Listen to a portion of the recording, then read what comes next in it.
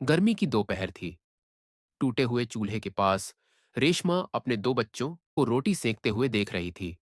राधिका ने मुंह बनाते हुए कहा, माँ, ये सूखी रोटी कब तक खाएंगे? मुझे खड़ी चावल खाने हैं। बहुत दिन हो गए। चंदू भी बोल पड़ा। मुझे भी नहीं अच्छा लगता माँ। हमें कभी टेस्टी खाना क्यों नहीं मिलता? रेशमा उनके सर पर हाथ फेरते हुए बोली, मेरे बच्चों, नमक आटे के अलावा कुछ खरीदने के पैसे नहीं होते, पर मैं तुम्हारी ये इच्छा जरूर पूरी करूंगी। दोनों बच्चे चुपचाप उस दुकान की तरफ निकल पड़े जहां एक औरत थोड़ी सी खड़ी चावल प्लेट में छोड़कर चली गई थी। वे जैसे ही पत्तल चाटने बैठे, दुकान वाला चिल्लाया, चल हट, मुफ्तखोर! डरकर वे भाग आए। घर पहुंचे तो रेशमा ने रोते हुए पूछा, क्यों भाग रहे थे? बच्चों ने सब बताया। यह सुनकर रेशमा की आंखें भर आईं। इतनी गरीबी क्यों दी है मेरे बच्चों को?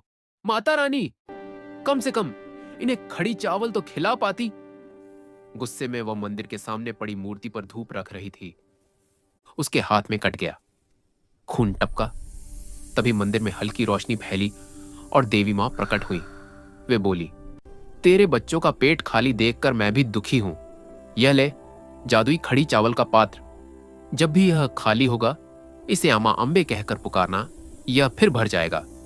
रेशमा भावुक होकर बोली, माता, आपने मुझे जीवन दान दे दिया, लेकिन वह जानती थी, जादू से नहीं, मेहनत से घर चलता है।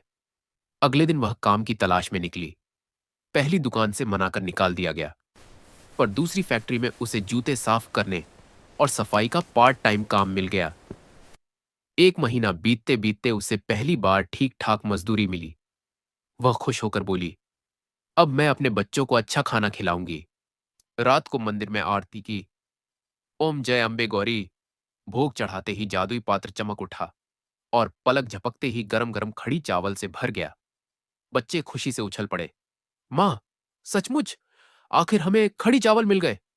रेशमा हंस दी। माता रानी का प्रसाद है बेटा। उस रात पूरा घर पहली बार पेट भरकर सोया। जादुई पात्र से बदली जिंदगी। अगले ही दिन बाहर से एक गरीब औरत आई। बहन, मेरे बच्चे भूखे हैं, थोड़ा खाना मिल जाए?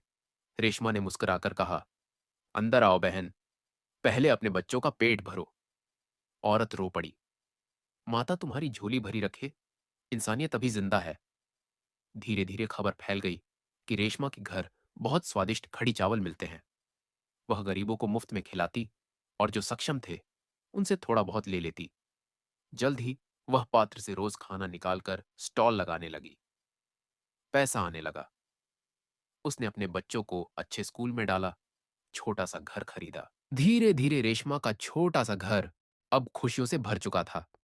एक नया घर, साफ सुथरा आंगन और बीच में माता रानी का बड़ा सा सुंदर मंदिर। शाम की आरती का समय था। मंदिर में घी का दिया जल रहा था। हल्की सी हवा में लौ टिमटिमा रही थी। रेशमा, राधिका और चंदू तीनों हाथ जोड़कर खड़े थे। रेशमा ने बच्चों की तरफ देखा। उनके चेहरे अब कमजोर नहीं, बल्कि चमकते हुए थे। पेट भरा था, मन शांत था और घर में पहली बार सुकून था। वह मुस्कुराकर बोली, देखो बच्चों, माता रानी ने हमें चमत्कार दिया, लेकिन जिंदगी तब बदली जब हमने मिलकर मेहनत की। कृपा ऊपर से आती है और हिम्मत हमारे दिल से।